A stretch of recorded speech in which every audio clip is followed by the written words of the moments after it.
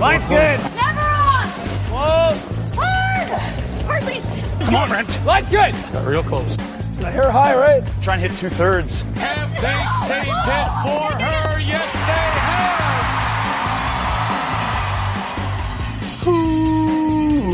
Welcome to Game of Stones, everybody. I am Sean Graham. Scott alongside, as always. Hello, Scott. Sean, I have a great idea. Love it. Let's hear it. Okay, so Olympic curling, we're all set. You know, we've been watching mixed doubles, but 4-person game, this is what's up. Yeah.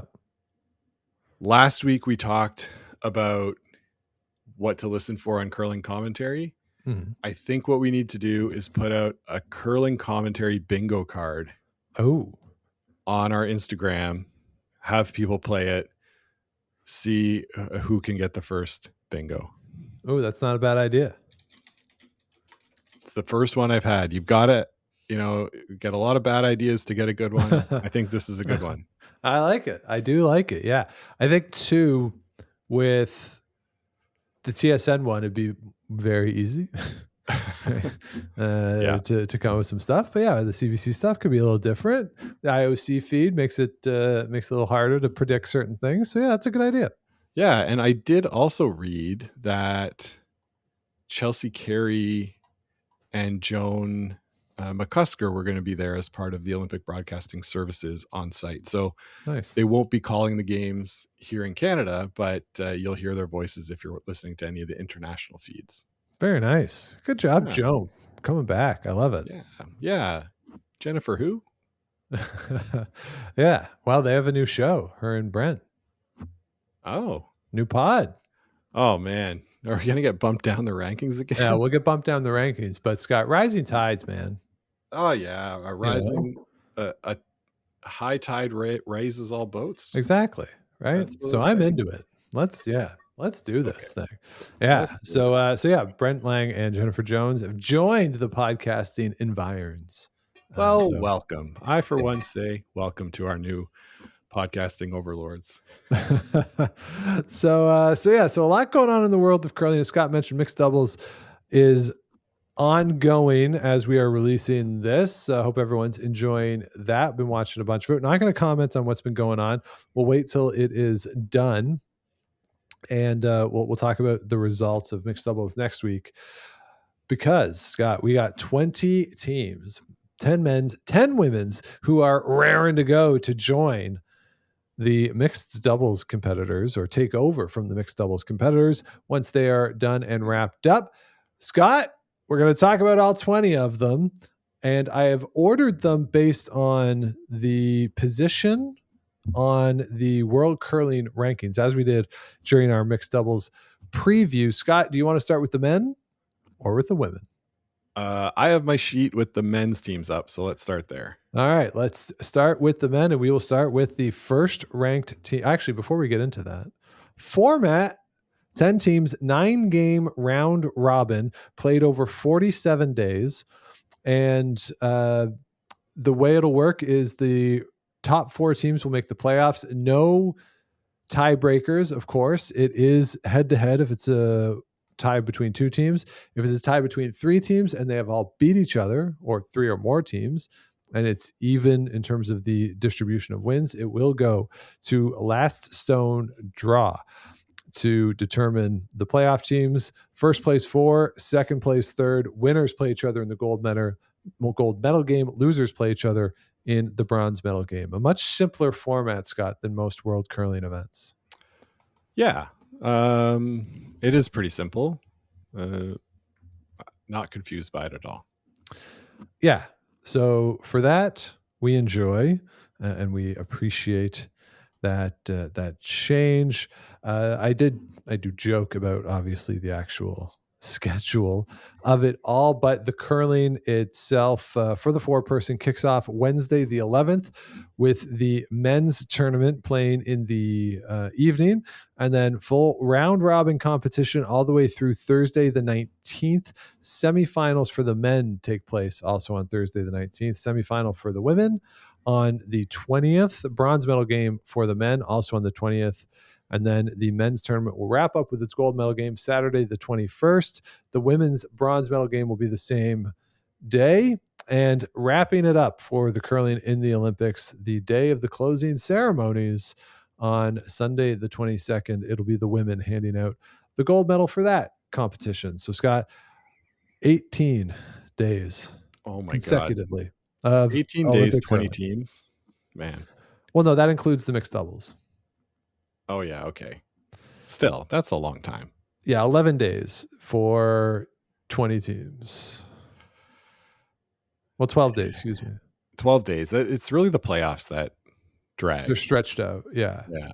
You don't need to do them over the course of 3 days. 4 days, really. Between the two. Yeah. Yeah. So it's way too stretched out. We talked about this during the preview as well. Just put in a fifth sheet. Just do it. Yeah, just right? do it. Teams don't need a full day off. Sorry, John Schuster, and your walk through Pyongyang, but well, you didn't need it. Might be, saved his Olympics, saved USA curling. It was very useful, but it does start to feel a little stretched out once we get to the mid halfway part of the men's and women's round robin. Yeah, especially for the teams that are not in contention for the playoffs, right? Yeah, you might think they'd be like, all right, let's come on. I want to go and do Olympic stuff. I want to go party, enjoy my experience, but I can't because I still have a game. It's like when you have an exam scheduled on the last day before the break. Yeah. And you're just like, come on. And you've already failed the course.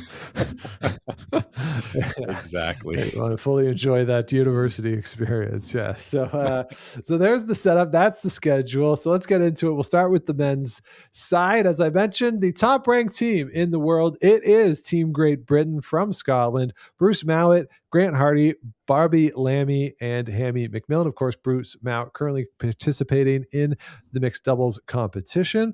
This was the Olympic team for Great Britain back in 2022. They went 8-1 in the round robin, lost to the Americans in the round robin. That was their only loss. They did, though, redeem themselves by beating the Americans in the semifinal, but lost 5-4 to Sweden, Nicholas Edin in the final. So they are your defending silver medalists.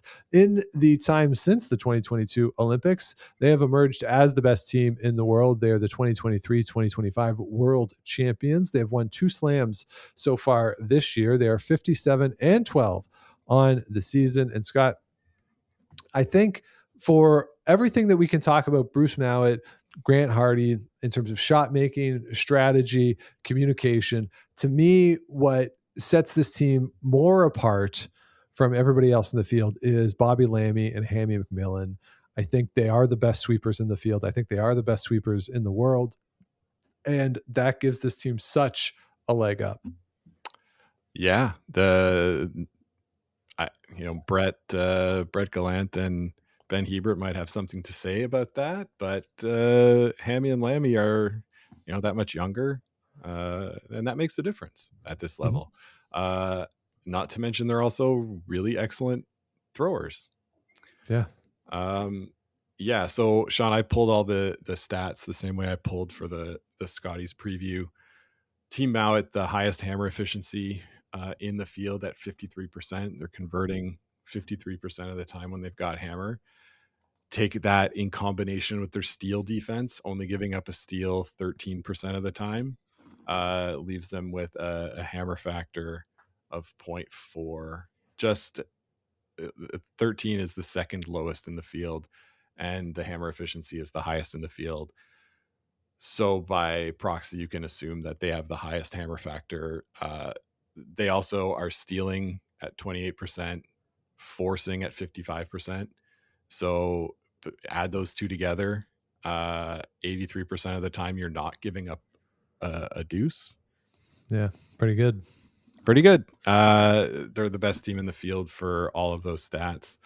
My points for per game and points against per game seems to have been corrupted in a recent build I made, but I did still get the same record, and I did corroborate that the hammer efficiency and all the efficiency stats are still correct. So yeah, Sean, this team should be the favorite, and I think they are the betting favorite. So expect them to be in the playoff. I would be shocked if they don't make the Final Four. Yeah, me too. Totally agree. All right, Scott, let's move then to the second ranked team in the world. That is Switzerland, and it is skipped by Yannick Schwaller. He throws the third stones, also participating in the mixed doubles at the moment. The fourth stone thrower is Benoit Schwartz van Berkel. Front end, Sven Michel and Pablo Leche-Couchepin. Benoit Schwartz van Berkel was there in 2022 with Peter de Cruz. That team went 4-5 in the Olympic Games. At the most recent World Championship in 2025, this team went 9-3. That was good for second place in the round robin. They beat China in the semifinal, but lost to the aforementioned Scottish team in the final. This season, they are 46-16. At the European Championship this year, some pretty impressive stats in that they scored 23 twos in their 11 games, only gave up 11. That's only one per game, is pretty good, but something to keep an eye on here. Makes sense because they're generating so many multiple scores in that event. They also gave up 11 steals. So good on offense. You're giving up a little bit on defense, which makes sense, but you're going to have to be a little careful in this field where all of these teams can capitalize on little mistakes. So it's good to be aggressive. It's good to get points on the board. It's a more exciting thing for people watching, but you got to be careful and make sure you're not getting away from ends too much and bailing maybe when you need to, because 11 steal, like giving up a steal a game, or more than a steal a game, at the Euros there, that's not what you want to see. No, you're right. And they've like sneaky had a really, really, really good season. Would you agree with me on that? Like, yeah, no, I agree. They haven't stood out really at much, but they've had a great season for sure. Yeah, and they beat Bruce Mowat at the last Grand Slam. You mentioned their record, just really quite good. Looking at some of the underlying stats, their force efficiency 58%, really good. They're with hammer factor, so adding up their force efficiency plus their steel efficiency is almost as high as Bruce Mowat's, one tick lower there. So they're really doing a pretty good job on defense overall. You mentioned at the Euros it was a little bit less. Their steel defense, again, not so great. So they've given up steals 17% of the time. But overall, this team is playing really well, and I think peaking for this event. So not a team that I think before we would have said is a lock for the podium, but the way they're playing, I'm leaning that way. Yeah, that's interesting. I mean, I've always been kind of skeptical of this team, but as you say, sneaky good this year. So, you know, John, they rode in the back of the plane, which was pretty impressive to me. So, yeah, I mean, anyone who's gonna go and do that, that's good on them. They did in the Euros. They did finish in second, get the silver there. So, they're a good team. Like, there's absolutely no question. I mean, they're the second ranked team in the world. Like, they're really good. Yeah. It's just, I think, at the beginning of the year, if you'd told me we're going to be seriously talking about Team Schwaller as a gold medal contender, I would have said, really? But, we'll get to maybe somebody who we thought would be, that's further down in the rankings. All right, let's move on to the fifth ranked team in the world representing Canada. That's Brad Jacobs alongside Mark Kennedy, Brett Gallant, and Ben Hebert. Tyler Tardy is there as the alternate, and he's going to produce some good content for us. Yeah, give him a follow on the gram. He's very, very good at that. Brett Gallant, of course, is playing in the mixed doubles at the moment. He's pulling double duties. All of the players on this team have Olympic medals to their names from different teams. Brad Jacobs with the gold back in 2024, Kennedy and Hebert with golds from 2010, and Brett Gallant with the bronze medal from 2022. This team is 39-13 on the season, 6-1 back at the trials in the round robin, beat Matt Dunstone 2-0 in the best of 3.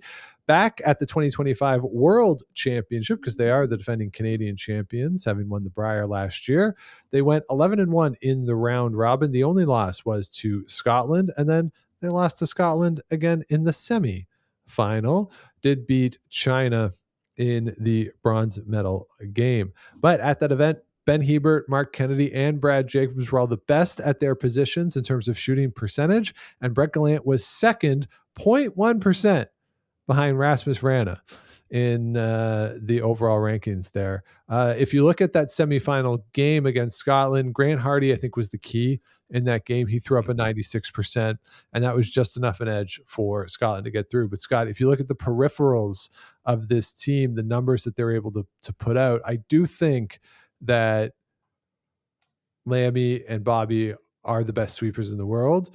But in a draft, if I'm picking second, I'm good with Gallant and Hebert. Like, it's 1 and 1A for sure. And I do think that this is the second favorite team. Yeah, I'd agree. The numbers do back it up. Their numbers come in basically bang on with Team Schwaller on this season. I would give them a bit of an edge with a number that stands out, and that's their steal defense, only giving up steals at a 9% clip. So that's by far the best in the field. I think the next best is Bruce Mount that we talked about with 13%. So they are really, really good at limiting damage, cleaning things up when they need to, bailing if they have to. Their hammer efficiency, 47%, a little bit below where we see Maud and Schwaller, but again, really, really, really strong. So their overall sees them tied for second in the combined team index, and that's where I would put them too. Like if not 1A. Mm-hmm. Yeah. All right. Next up is the hosts, the Italian team. They are 6th in the world rankings. This is going to be the 4th Olympics for Joel Reiternaz as the skip. He skipped back in 2006 and 2018 and 2022. Scott, little known fact, I don't know if this has ever come up before. Did you know that Joel Reiternaz in those 2006 Olympics beat Russ Howard? Hold on. 20 years ago? Yeah. It's crazy, right? Italy beat Canada? Yeah. I wonder why they never talk about that. You gotta be kidding me. Strange, yeah. So 4th Olympics for Reiternaz. Amos Massaner is the 3rd. He is currently playing in the mixed doubles. Sebastiano Armon and Mattia Giovanella are the rest of the team. Giovanella was the alternate back in 2022, now full-time on the team. Reiternaz and the squad went 3-6 at the games in 2022, 5-7 at the most recent World Championship. But the stats were a little bit better. Sebastian Armand was the 5th ranked 3rd, 86.3%. For him, that was the best ranking of all the players on the team. So some of the peripherals there were a little better than the results they got at those World Championships. They, statistically probably deserved a little better than the 5-7 record. At the Euros this year, they went 6-3, which was good for 4th place. They did give up 12 steals though in their 11 games, and they got forced more than they forced other people. So they weren't scoring at a great rate there at the Euros. So if at the Worlds last year, they should have, based on some of the peripherals, should have done better than 5-7. The peripherals would have indicated they should have done a little worse than 6-3 at the Euros this year. So it kind of all evens out. Overall, though, they are 41-27 on the season. And Scott, the X factor with this team is what, if any, pressure is there in being the host team at an Olympic Games? Yeah, and we'll see what happens with Amos on the mixed double side too, right? So we'll see coming into the event. It'll be curious for all the teams that are, double playing. Is almost all of the teams have somebody, but anyway, it's it's going to be, are they able to get off to a fast start knowing that little bit about the ice? Are they going to be tired? If Italy, if they come and do what they do in mixed doubles and just roll, don't lose, Yep. is that, all those extra miles on Amos, does it hurt him for the 4-person event? We'll see, right?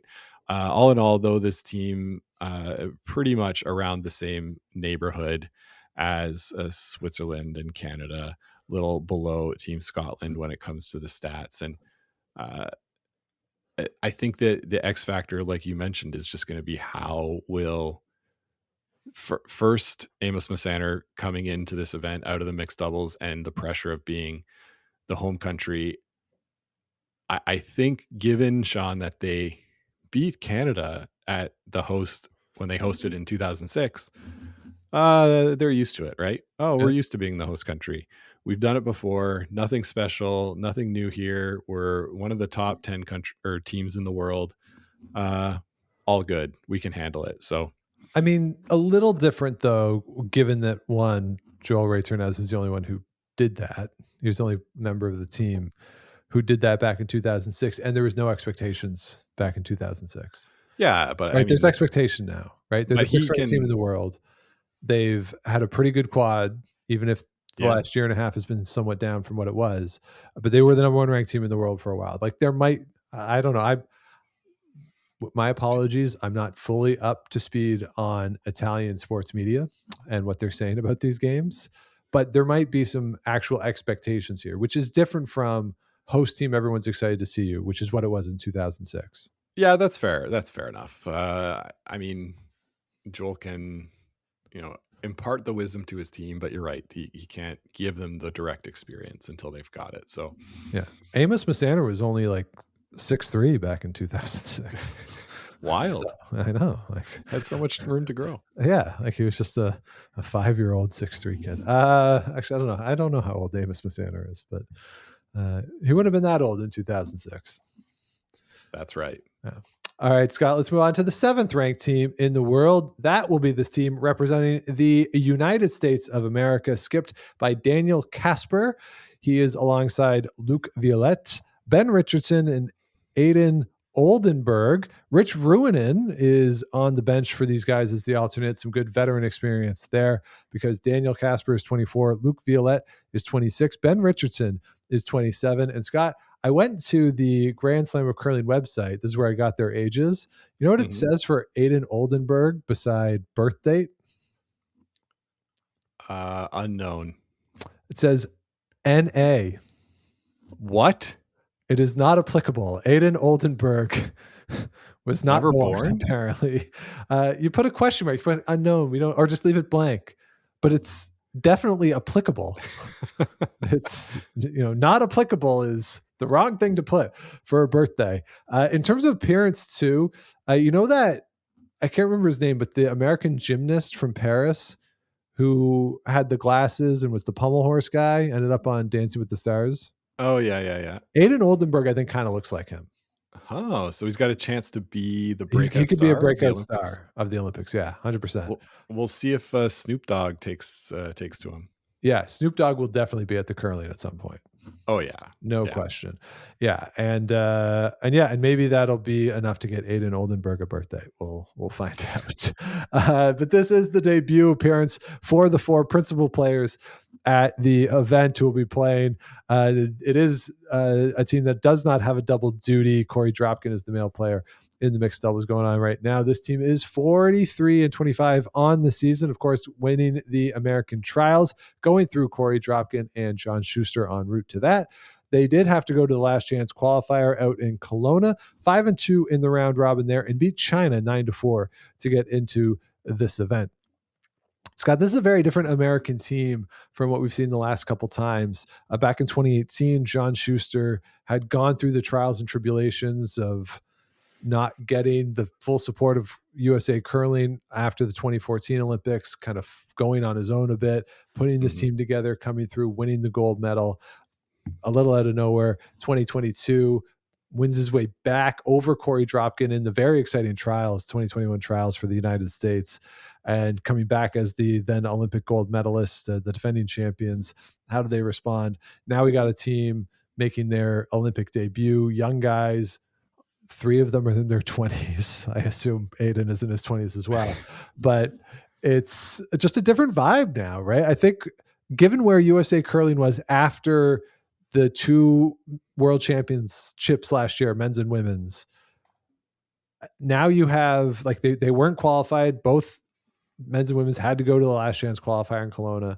And now you got this young team who's new to the scene. They've had a good rise the last couple of USA national championships. Their results have gotten progressively better. Mm-hmm. And now here they are. They've had some good results on tour. And it's just a very different energy, I think, around USA Curling than it was 10 months ago.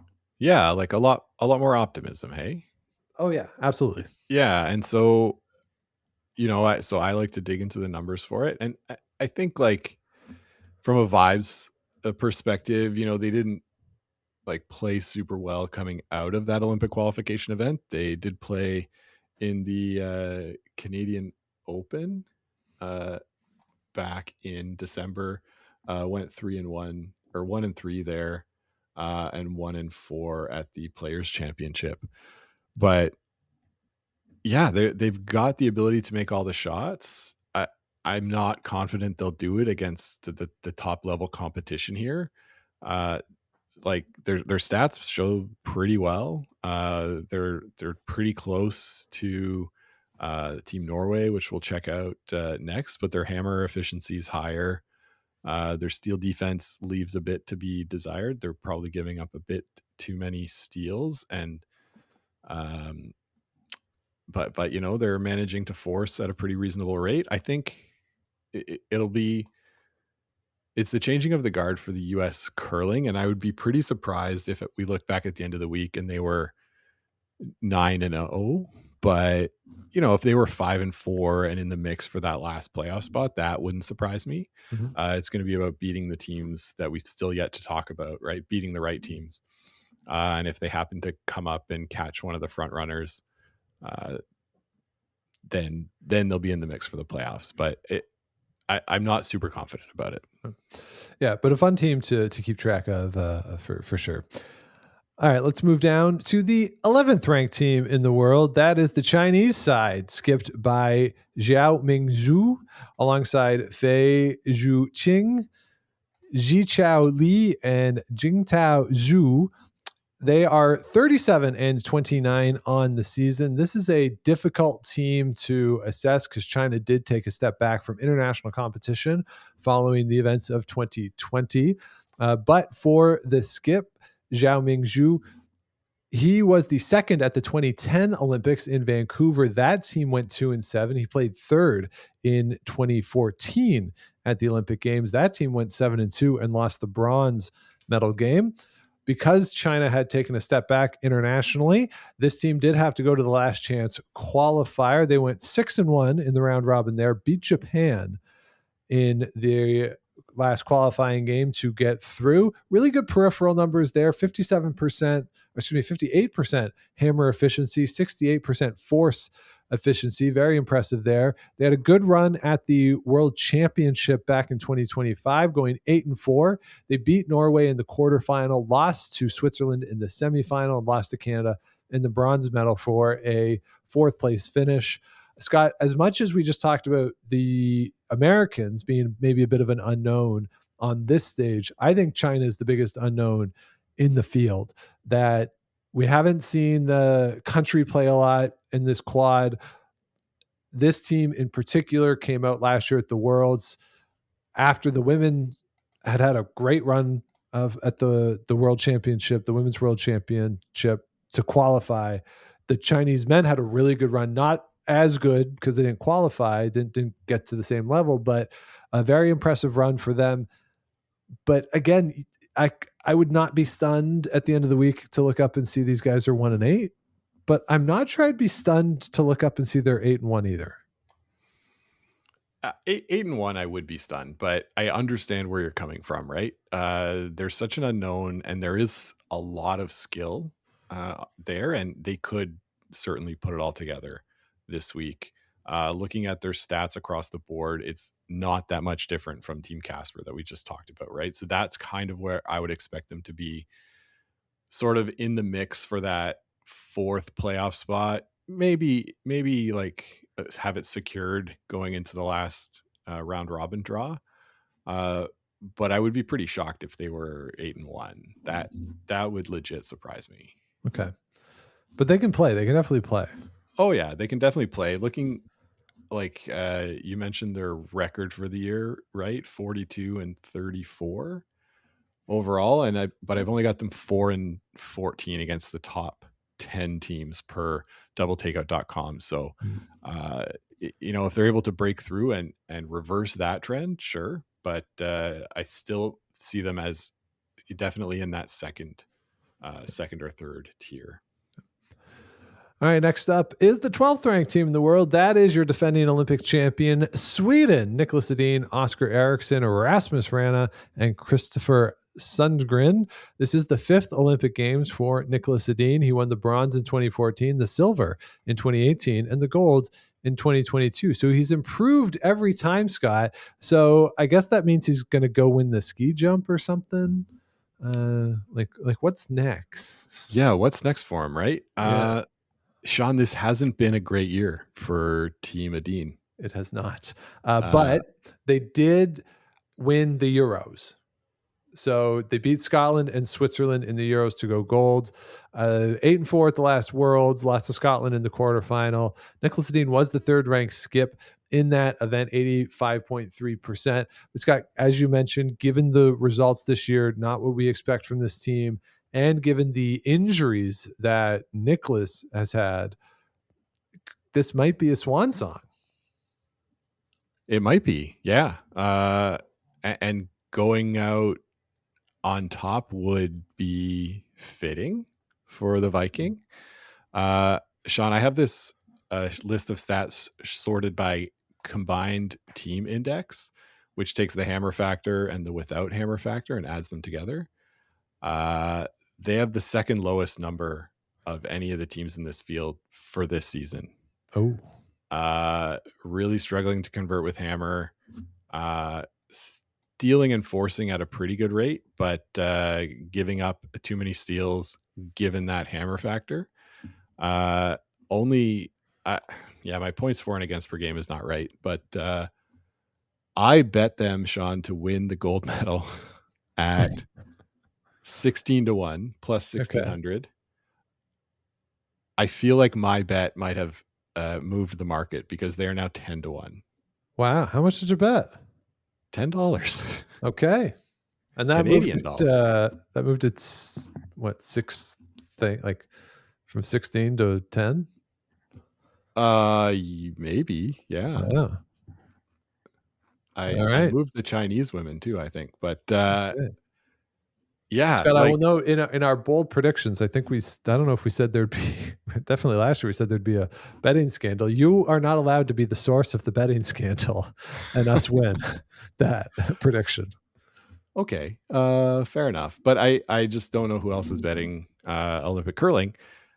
Also, you can now bet to medal. So that's something nice. I might take a look at later. But yeah, like Team Edin, if you look just at the numbers this year, you would say they're a bottom team in the field. Like, but it's Niklas Edin. Of course he can win, right? Yeah. So what do they say? They throw out all the stat books when these two teams get together. Yeah. And that's what they do when Niklas Edin goes to the Olympics. So I could see them missing the playoffs, but you tell me this team's 8-1, 9-0. Sure. I won't be surprised.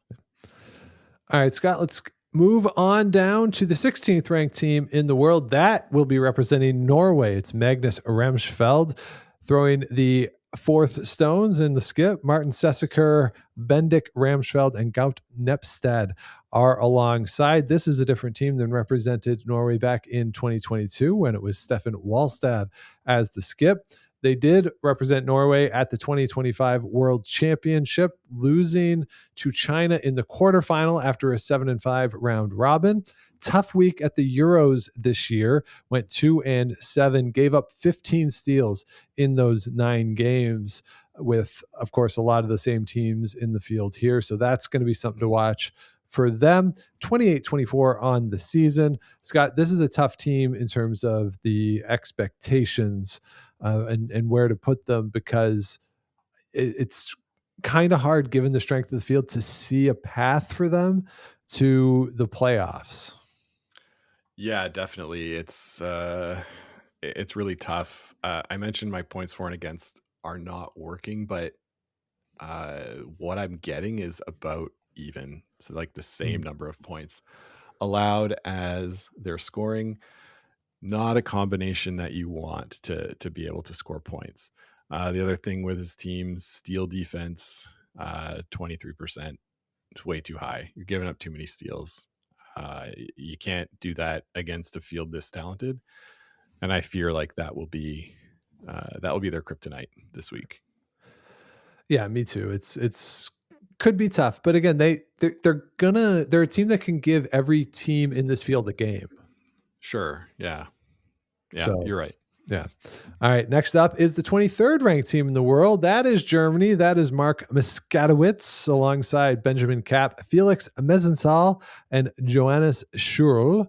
This is all of their debut at the Olympic Games, 26-26 on the season. They went 6-3 back at the European Championship, missed the playoffs though on last stone draw in the tiebreak, but they are the 2024 European Championships, 5-7 at last year's World Championship. But if you look at some of their peripheral numbers from the Euros this year, they only gave up 5 steals in the 9 games, 55% hammer efficiency, 61% force efficiency. Those are some pretty good underlying numbers that, looking ahead to this week, if they play that open, not too aggressive, pick your spots kind of game and can replicate not giving up steals, getting your deuces when you have those opportunities. I mean, they did win the European Championship in 2024. So there's a path for them to the playoffs, I think, more so than Norway when I look at some of the underlying numbers. Yeah, for me, Sean, it's just not there. So I just misspoke. Team Ramsfell was a steal defense of 20%, and it's Miskatowicz that's 23%. So I just mistransposed those numbers, but 20% is too high, and 23% is higher than 20. Math checks. Good math. So yeah, just too high for me. They're going to really need to avoid giving up the steals, and then I don't know if they're going to be able to score enough if they don't junk it up and make it complicated and risk those steals. Right. So that's it. The degree of difficulty on their shots, I think, is just going to be higher than for Team Ramsfels, or than for a lot of the rest of the teams. If they're able to execute, sure. They won a Euros, like you said, they could do it. It's just going to be that much harder for them compared to other teams. All right. And the last team in the field, it is Czechia. They are the 27th ranked team in the world. Lukáš Klima alongside Marek Chernovsky, Martin Jurek, and Lukas Klipa. They are 32-33 on the season, 4-5 back at the Euros, 6-6 last year at the World Championship. I don't care what this team does this week. I don't think they're going to win. I don't think they're going to make the playoffs. This is the coolest story on the men's side, if not in the entire of the Olympic curling. This, to me, is what the Olympics is supposed to be about. That this team, they were the last team out in 2022 at the last chance qualifier. They're the last ones out, didn't qualify. They put so much time and effort into those games, into getting to 2022, and did it again for another quad. A lot of personal time, effort, money that they put into this.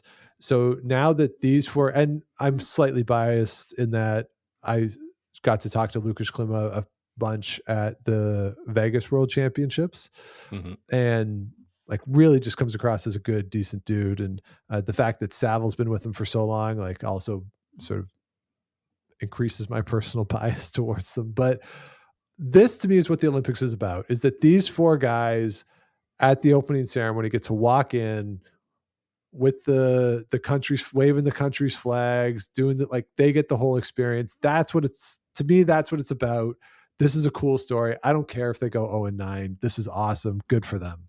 Yeah, good for them. And like you said, they've worked so hard. I would like to see them win a game or two at this event, and sort of get a little bit of validation. Not that they need any, right? Being there is the validation, I think. Exactly. They can tattoo those Olympic rings on their chest and be proud to be representing their country and the work that they've put in. This is the reward. I hope they enjoy the whole week. All right, so there you go. That is the men's field. We'll hold off and pick our podiums at the end. But to paraphrase Waylon Smithers, Scott, let's bring on the women. All right, we'll start again, going in order of the world rankings. And the top ranked team in the world is Canada. Rachel Homan is the skip alongside Tracy Fleury, Emma Miskew, Sarah Wilkes. They are 49-12 on the season. They only lost one game at the Canadian Olympic Trials to Kayla Skurlik. They're on the Sunday night, I think it was. They are the two-time defending world champions, and up until a week and a bit ago, they were the two-time defending Scottish champions as well. The question, though, with this team and Rachel Homan in particular, this is her third time at the Olympics. Back in 2018 on the women's side, 2022 mixed doubles, neither time was able to medal. Very surprising because she's so good. So Scott, is this the time that Rachel Homan gets over this Olympic hump and finds herself on the podium? Yeah. Sean, during our look back show from 2025, you played clips of me picking Rachel Homan to win a bunch of events. Yep. And shockingly, I was right. Picking against her is a fool's errand nowadays. Of course they could lose, right? The path to an Olympic medal is that much more difficult than a path to a Scotties, even a world championship, just because of the eyes that are on you at an Olympics. But I mean, if it's not now for this team, I don't know when it will be. They're peaking, playing outstanding curling. Yeah, they're so good. Yeah. And I mean, I'm going to pick against them, but I'm stupid for doing that. Like, I don't. If they're not on the podium, that's shocking. It will be shocking, absolutely. And I think what is fun to watch with Rachel Homan, and we'll see how long it takes if she gets there, when she gets the look in her eyes and she knows she has draw weight. Like Rachel Homan knowing she can hit the T line is scary. Deadly. Yeah. Like, right. She's always going to have the hard one. She's always going to have that pretty accurately. But when she's got draw weight down and she has that look in her eyes that she knows she has draw weight down, that's where things are just, they're not going to be beaten. And that's what she hasn't had in 2018 or in 2022. She just never got to that point with draw weight. And that's where her misses were. And that's where they lost points and lost games. Yeah. And I think the team that she's got in front of her now, the way that they communicate, the way that they prepare during the practice for getting Rachel dialed into that draw weight, that's different than the last time she was here on the 4-person side. So when that looks in her eyes, it's going to be really hard to beat. Yeah. And the dynamic now with Tracy at third, Emma, like they've really settled into it, right? Remember when they first did this lineup and there was some adjustments in terms of the communication. You could see it a couple times in the hack. They're still talking about what the shot is now. Like they got the communication locked in. Everyone knows what their role is at various points. Like it's just it's a very seamless operation at this point. Definitely. All right, let's move on to the number 2 ranked team in the world that will be representing Switzerland. And it is skipped by Silvana Tirinzoni, who throws the third stones. Alina Patz is your fourth stone thrower. Carol Howald is the second. Selena Witschanke is the lead. They went 8-1 in the round robin back in 2022. Different front end, of course. They lost to Japan in the semifinal, lost to Sweden in the bronze medal game. So they went home unmedaled. Most recently at the World Championship, 11-1 in 2025. They beat China in the semifinal, but lost to Canada, Rachel Homan, in that final. So they're the defending world silver medalist. Similarly to Rachel Homan, though, they're having a wonderful season, 57-9 thus far. As with Rachel Homan, Scott, is this the time that Silvana Tirinzoni gets over the Olympic hump? If not now, then when, Sean? Holy cow, they're playing so well. And I think you don't have the stats updated from the International Burnies Ladies Cup. That's true. Which took place just this past weekend. You want to guess how they did? Gonna say that they won 7-0. Won, dominated everyone in that field. Their force efficiency plus their steal efficiency, so the amount of times that they're either stealing or forcing, is somehow over 1. Like I don't know how that's possible, but it's crazy. I flagged it to see if I should go back and check my program.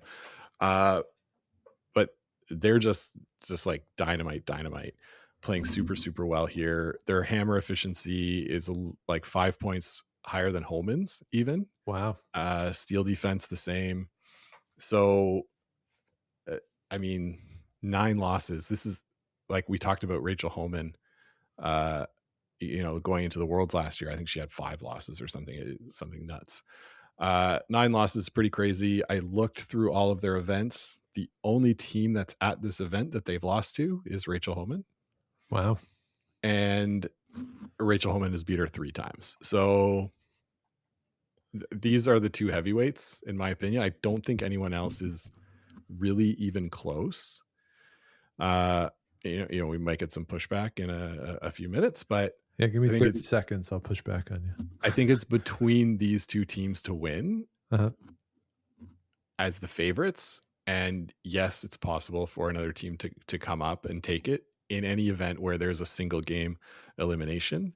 But these 2 are the betting favorites for the gold medal, and for good reason. Yeah, absolutely. The 2 best teams this year by far, no question. But let me push back to you a little bit with the 3rd ranked team in the world. That is the Korean side, and it is skipped by Kim Minji, Kim Suji, and Seo Yeon are the rest of the team. Kim Minji was the lead at the 2014 games for the Korean side, went 3-6 there. This team is the 3-time defending Korean champions. That is very difficult to do at on the women's side out of Korea. They are the gold medalists at the 2025 Asian Winter Games, bronze medalists at the 2024 World Championship, and they won bronze at this year's Pan-Continental Championship. Back at the 2025 World Championship, 10-2 in the round robin, including a win over Rachel Homan, which was the tiebreaker for second place. But then Rachel Homan came back and beat them in the semifinal and ended up losing the bronze medal to China. This team has played Rachel Homan very tough over the past 2 years. Some of my favorite games of this quad, if not actually if I had to pick one favorite game from this quad, it's this team. It's Kim and Homan from the World Championship back in 2024. I don't know, Scott, when this team is on, and it hasn't been as good this year, but when we've seen them on, they can make anything, and they are not scared of those other two teams that we've already talked about. And they'll beat you down with a smile on their face, and they're fun to watch, really talented, have all the shots. This team is I agree. On the season, they haven't been as good as Switzerland, Canada. Like, I'm not going to argue that, but in terms of capability, I think they're there with them.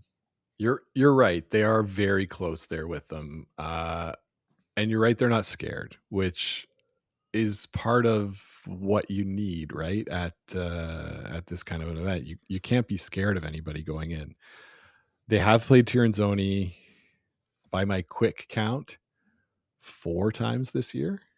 Wow, that's a lot. And have lost to them every time. But like somewhat close games. Not like 8-1. Right. More like 7-4 or 7-5. So they won't be like intimidated being on the same ice as some of these teams, right? They did lose to Holman, but played her pretty tough in the end. Just gave up a couple of big ends that tilted the ice in advantage of the Canadian team. Yeah, they're really good, Sean. Their underlying numbers are a pretty clear step below those first two, but in the range with the next teams that we'll talk about at this event. So, yeah, the podium should be their goal. All right, next up is the 9th ranked team in the world. That is Japan, and it is Yoshimura Sayaki, Onodera Keiho, Katana Yuna, Omiya Anna. They are the team from Japan. It is all of them making their Olympic debut. They went 4-8 at the 2025 World Championship. Yoshimura was the 7th ranked skip, all the way down at 78.3%. The best player on the team was Omaya at 91.3%. That was the 3rd best amongst the leads, which you need your lead to be very effective in this type of field. You have to have the end set up well for you. Biggest career win for this team is the 2021, I would argue, the 2021 Pacific Asia Curling Championship. They are still, 5 years later, the defending Pacific Asia Curling Championship winners. Scott, for Japan, this is a team or this is a country, I think, that has high expectations. I think higher on the women's side than on the men's side for curling. And it is a pretty big curling country. This will get big numbers in Japan when they are on TV. So maybe some pressure for them.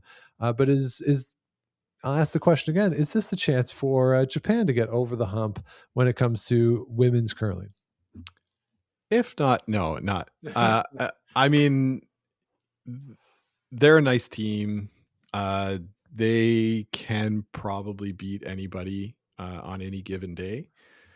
But to me, this is where we start. Like, I guess we're going to talk about Anna Hasselberg, but a step below even the Korean team is this team, Yoshimura here. The stats, the steal efficiency is okay. Their force efficiency is okay. Hammer conversion, okay. Like everything is sort of okay, middle of the pack for the stats. And that shows up in the final ranking, 37 and 29 on the year. They're not the highest ranked team per double takeout in their country. I think we all know Fujisawa and how their team was able to get on the podium in 2022, a big step for Japanese curling. And so, yeah, like this team should be aspiring to win the event, right? They should be aiming to medal. I wouldn't be surprised if they do, but I also wouldn't be surprised if they were out of the playoffs.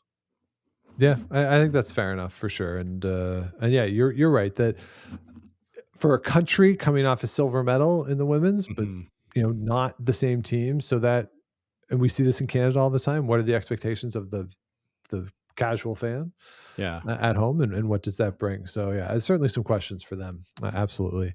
But when you look at those underlying numbers, Scott, one thing that stands out is that they're not going to beat themselves most games, right? You're going to have to go beat them.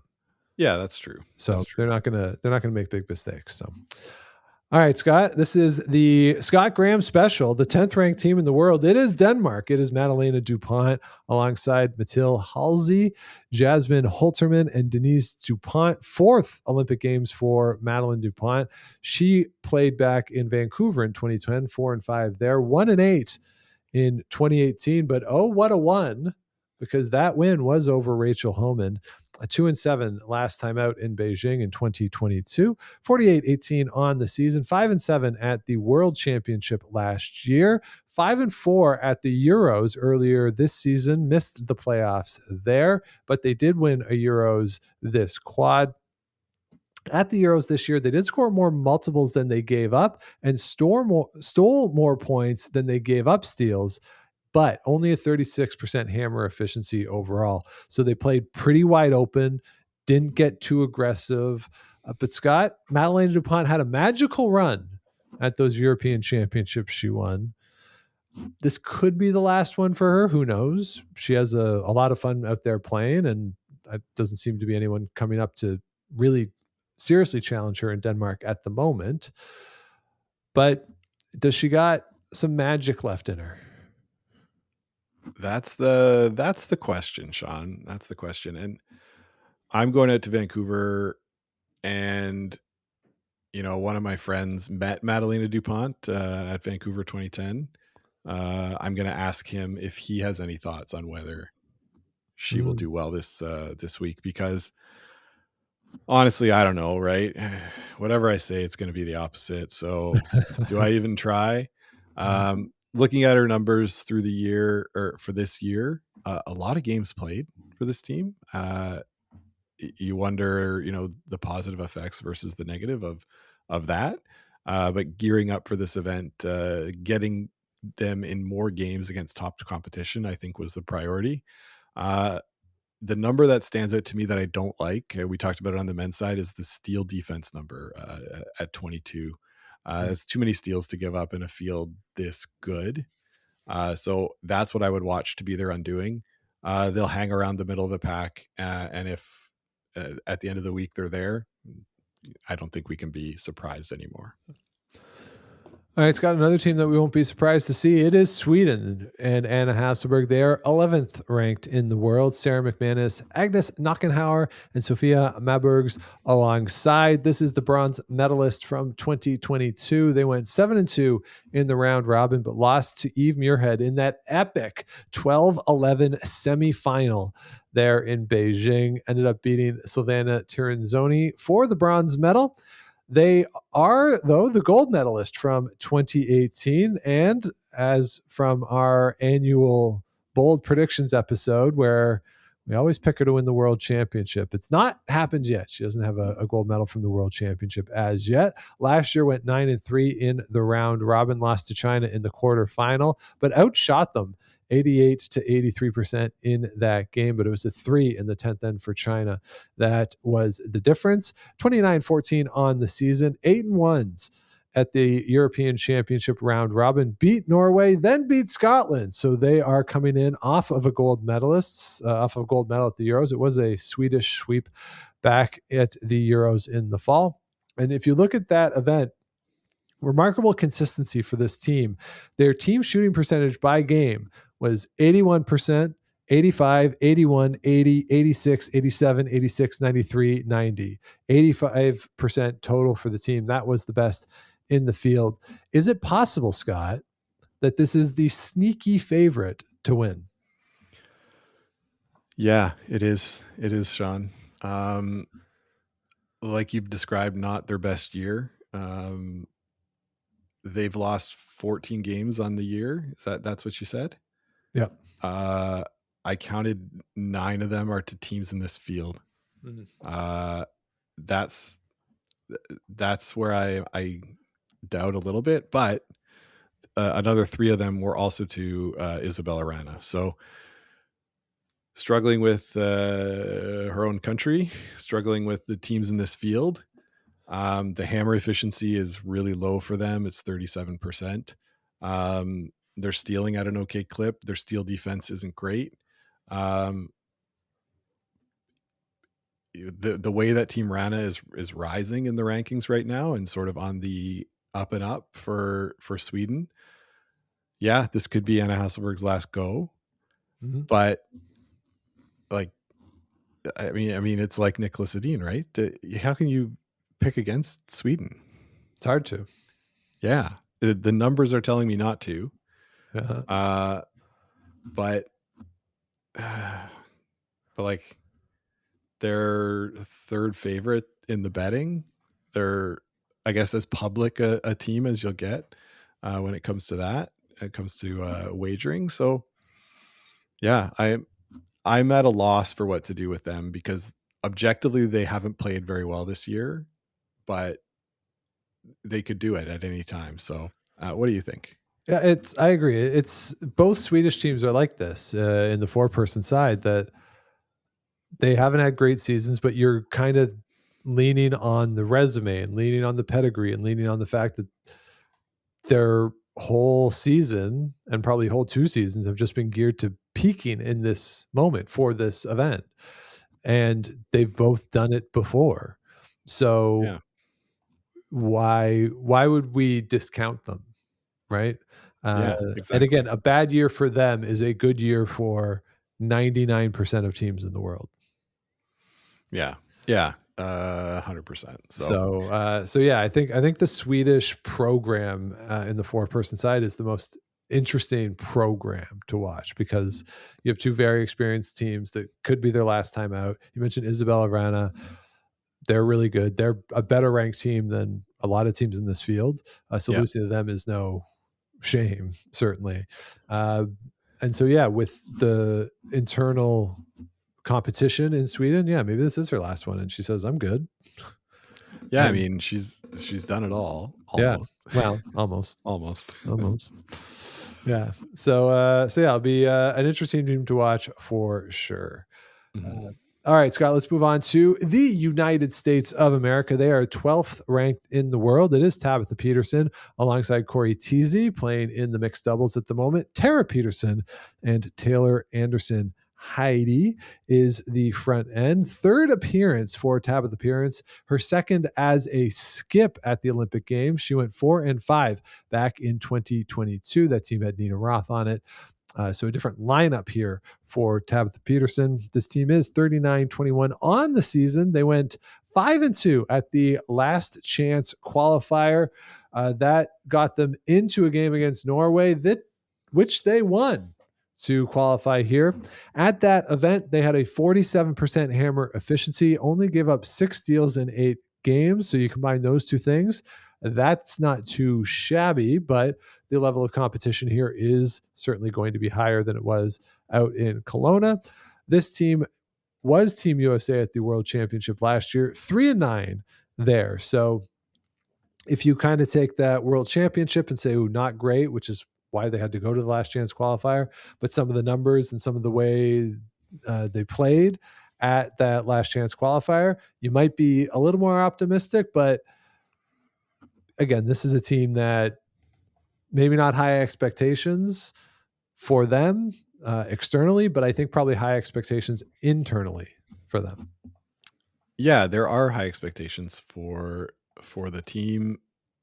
Looking at the numbers, what it's telling me is, they're kind of in that same ballpark as Japan, as China, we're going to talk about, sort of in that area. So the way I see the field, their objective is going to be getting into the playoffs. It's going to be tough.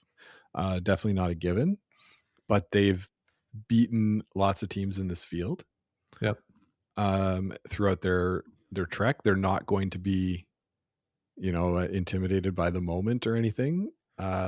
Some Instagram videos I've seen, it looks like the U.S. curling delegation is having fun. It's good.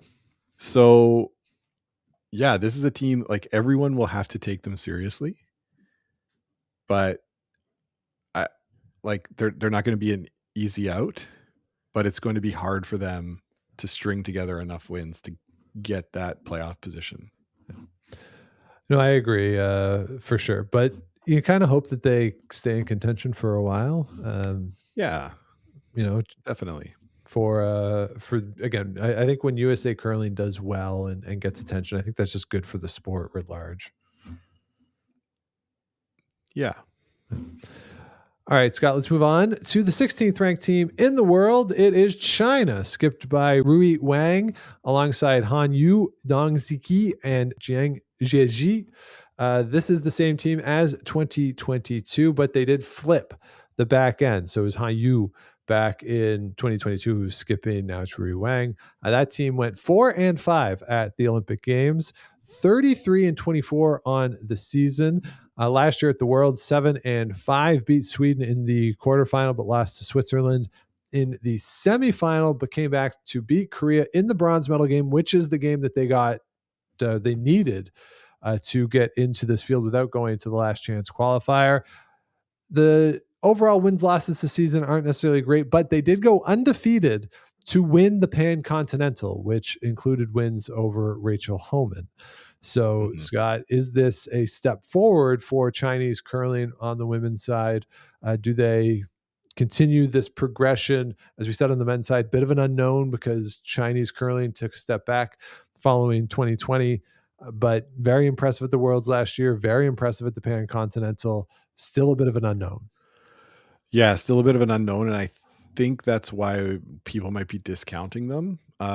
Looking at the underlying numbers for this season, not too much of a difference from Team Peterson that we just talked about. Their steel defense is like slightly better, a couple percentage points, but not a huge difference otherwise. But the Pan Continental results, like any team that beats Rachel Homan the way that she's playing and has been playing the last 3 years, you kind of sit up and take notice at that, right? She's not beaten Silvana Tiranzoni, played her twice this year, not beaten her, but she's beaten a lot of other teams to get to where she is. Beat Tabitha Peterson in that same Pan Continental event, has beat other teams that we usually see at the events. I'm thinking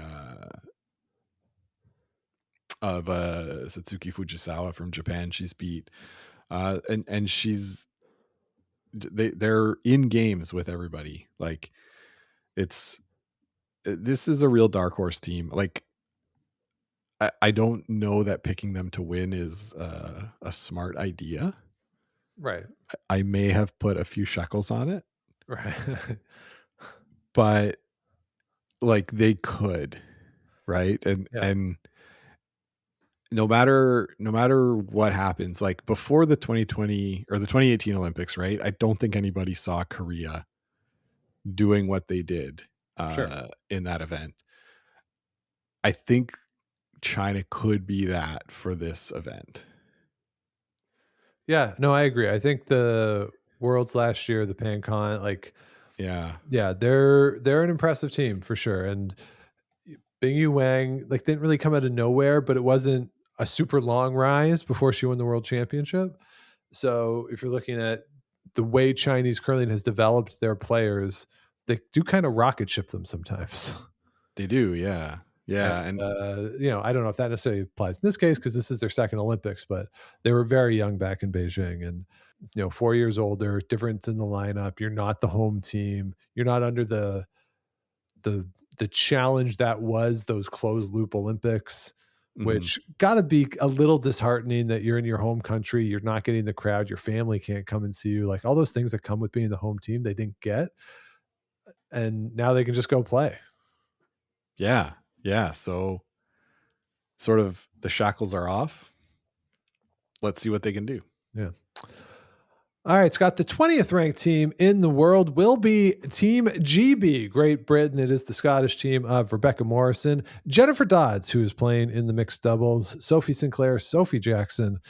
They are the defending gold medal country for the women's event. It was Eve Muirhead winning the gold medal back in 2022. It has been a change into the guard for Scottish curling, for British curling. Over the last 4 years, this team is 29-21 on the season, 5-4 at the Euros back in the fall, beat Switzerland in the semifinal, but lost to Sweden in that final. Their underlying numbers, though, at the event were great. 7th best team shooting percentage, 79.6%. 7-5 at the 2025 Worlds, lost to Canada in the quarterfinal, but Sophie Sinclair was the best second in the field. Rebecca Morrison herself was the 5th ranked skip. So there are some signs there that they can play with these teams, and every time they've gone to the Worlds, they've gotten better, and that's a good sign that their progression, their growth has been somewhat linear. Step back here and there, of course, it's going to happen to everybody. But the development has been good for this team. The growth has been good. Might still be a little too early for medal expectations. So I'm kind of thinking more in the 2028 range for this, or the 2030 range, for this team in terms of medal expectations. But they have demonstrated that they can play with everybody in the field. Yeah, I would agree. They're going to be in every game. I don't think they're a walkover, and the only problem is the competition at this event is just like a tick higher than the other events they've seen, and their stats on the season have not been great. Aside from the wins and losses, the hammer efficiency is down at 34% with a steal defense of 23, and when you take that into account, that's like an 11 hammer factor, which is quite low. It's not quite the lowest in the event, but it's the second lowest by a long margin. Right. So that's what they're going to need to do, is to limit the steals, maybe play a little more defensive, and then every chance they have to score their deuce with the hammer, they have to capitalize on it. They can't afford to waste one here or there, because they'll be able to make up for it. They really need to lock in and score those deuces if they're going to make the playoffs. I'd also pay attention to their last stone draw. That's going to be pretty important for this team. And for all the teams, for that matter, that'll be in the middle of the standings. So let's look for that early and see if they can set themselves up to have that advantage at the end of the week. All right, Scott, we've come to the end of the line with one team remaining, the 29th ranked team in the world. It is the host side, the Italians. Stefania Constantini, currently playing in the mixed doubles. She is alongside Elena Mathis, Giulia Zardini Lacidelli, and Marta Lo Deserto. They did not qualify for the 2022 Olympics. Of course, Stefania Constantini, though, did come away from those games with a gold medal. They were 4-8 at the 2025 World Championships, but they were the second best shooting team at this year's European Championships, despite going 4-5. So some decent numbers there, despite not getting the results. 31-28 this season. And Scott, everybody loves going into the World Champion or the Olympic Games, with a clear mind, just a fresh eyes. You're feeling good. There's been no distractions. And that's not the case with this team. Rebecca Mariani was named the alternate for this team, despite the fact that Angela Romani has been with this team for years. And you might say, well, why would they make that change? Well, Rebecca Mariani does have a little bit more diversity in terms of the position she has played. She plays, all over the lineup and can do that. She also benefits from being related by birth to the technical director of Italian curling. And that has created a bit of an uproar that seems to be distracting a little bit from this team and what is going on with them. Like, that's not what you want, is having articles coming out internationally that are talking about this controversy. Angela Romani openly talking about how she feels disrespected by this decision, not only by the decision, but also the way that it was conveyed to her. So, you got tough results over the last couple of years for this team. They had a great coming out of the 2022 games, the 2022-23 season, 23-24 season, they were pretty good. Last couple of seasons, not so much. And now you have this on top of it, throwing a little adversity, maybe not the greatest of ways to go into the games. Yeah, not what you want, definitely going in. So, and on top of that, they've not played well in the last couple of years, as you've said, right? Plus, Stefania Constantini, who is the team's like best player by a pretty wide margin, I'd say. She'll be doing the mixed doubles before. So maybe they wanted somebody that, should something happen at the mixed doubles, could step in and skip. I would argue you lose Constantini, your team is not going to win a medal anyway. Yeah. She's that important to the team. So yeah, not good optics from the host committee here. Not what you like to see from a team that's trying to block out the noise, as you said. Pretty rough here. I'll add then, digging in a bit, the numbers don't paint a prettier story. They have the worst hammer factor in the field. Hammer efficiency is only 35%, steel defense 25. Oof, 25%. Not good.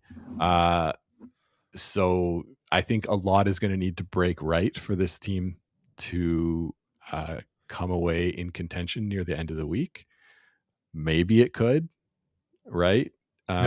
Maybe this is actually the secret sauce, and Romei's been their Achilles heel the whole time. Yeah, that's right. I don't imagine, right? But yeah, it's just like a really sour way to get started in this kind of an event for a team that's hosting. Yep. And I mean, I wouldn't be surprised to see them win 4 games, but sure. I don't think, given the way they've been playing, plus the controversy, that a medal is realistic for this team. Yeah, definitely going to be a heavy lift for them, 100%. So there you have it. The 10 men's, 10 women's teams in the field for the 2026 Winter Olympic Games. Scott, I have written down my picks already, and for both the men's and the women's. But do you want to go ahead and make yours? Yeah, we're going podium. Okay, so we'll start with the women because we just talked about them. I think Tirinzoni to win. I'm just so they're so good. Very good. Homan also so good, but I'm going to predict they face each other in a semifinal. Okay. That doesn't make sense, but sure, let's go with it. And then Team Gim. Give me Korea for the third place. All right. I actually have the same 3 written down here, but and I agree. I got Canada, Switzerland in a semifinal. I got Canada winning that game and beating Korea in the final. So I'm going to go Canada, Korea, Switzerland. How about on the men's side? Wow, Sean, Rachel Homan having to slay Olympic demons and Korean opponents at the same time. That's a way to shut up all the haters. Yes, and I look forward to the celebration at the Ottawa Curling Club. Yeah. After. On the men's side, Sean, give me, you know what? We talked about Switzerland. What a good season they're having. Give me them as an upset to win the gold. Okay.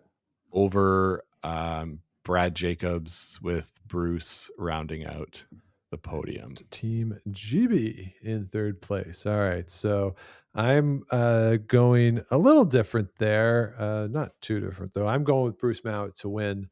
They've just been so good that I feel like I kind of have to go there. So going with Team GB to get in with the gold medal. Then I will go with Canada, Brad Jacobs, silver. Italy, I think, comes away with some hardware here. I'll go Joelle Reiternaz in the bronze medal spot. So, Scott, you're going with the Swiss sweep of the 4-person games. Yeah, I think it's sort of a fitting conclusion to the quad, to have all of them.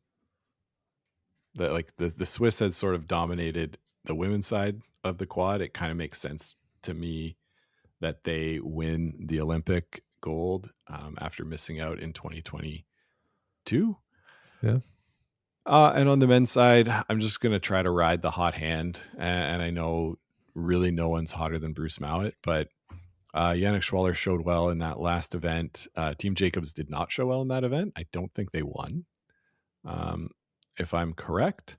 And so that is the little edge that is the reason why I'm taking those. All right. So there you have it. Those are our podium picks for the Olympic Games. Again, the event itself, the curling, the 4-person curling kicks off Wednesday night, the 11th of February over in Italy. The semifinal game on the men's side will be Thursday night, the 19th in Italy. The women's semifinals will be Friday, the 20th. Bronze medal game for the men's also on the 20th. Saturday, the 21st brings the men's gold medal game and the women's bronze medal game. And Sunday, the 22nd, day of the closing ceremonies, that is going to be your women's gold medal game. So enjoy, everybody. This is an event that doesn't come along very often, every 4 years, obviously. So do enjoy it. Enjoy all the action there from Italy. I said it last week. I'll say it again. The feed is from the IOC. Don't get mad at CBC. Don't get mad at NBC. Don't get mad at NHK. Don't get mad at BBC or whoever shows it in the UK. It's not their fault on the images. If the play-by-play stinks, that is their fault. But the audio or the video is not their fault. So bear that in mind. It's the world feed. The people who are doing it usually are not people who do curling all the time. So it's not going to look the same as it usually does, but bear that in mind and enjoy the games. This is fun. The Olympic Games are supposed to be fun. Put all the IOC stuff aside and just cheer on the athletes and forget about the people who organize it. Enjoy it. This will be a good time, hopefully. Yeah, it'll be fun, Sean. It'll be fun. And I got to clear my schedule so I can watch some of this. Yeah, a lot going on. So we will be back with you next week. We'll talk about what's been going on in the 4-person game, the 4-person games as they've been going on. We'll also do a recap of the mixed doubles, talk about who stands atop the podium there with the gold, silver, bronze medal, who comes away from the mixed doubles as medalists. So if you want to hear that one, plus everything else we'll have going on in this season of champions, we still got a Briar to go to. We still got 2 world championships. Will be a lot of fun through the spring. So please do subscribe wherever you get your podcast, like, rate, comment. All that good stuff helps other people find the show, keeps us growing. Head on over to GameOfThronesPod.com. Past episodes are there, plus a link to the merch. We are on the socials at Game of Stones Pod, Game of Stones Podcast on Facebook. And if you want to let us know what you want to hear on the show, Game of Stones Podcast at gmail.com. Scott, you said you're going out to Vancouver. That throws off your time zones for this by 3 more hours. So you're 9 hours behind instead of the 6 that you would be if you had been here in Eastern time. Yeah, it's really messing with me. You know, we'll see what we can do. Right. I got a lot of stuff on the go out there. I'm hopefully going to find some time to be able to watch the games. But if not, I've got the DVR set ready to watch on demand. Yep. And Sean, you know, we've been going so long. I think we're pretty much out of time. But next time we'll get to my Olympic related curling story from my Christmas trip. Yes. Yeah. Yes. We'll do that next time. Yeah. Apologies to your story. We ran out of time.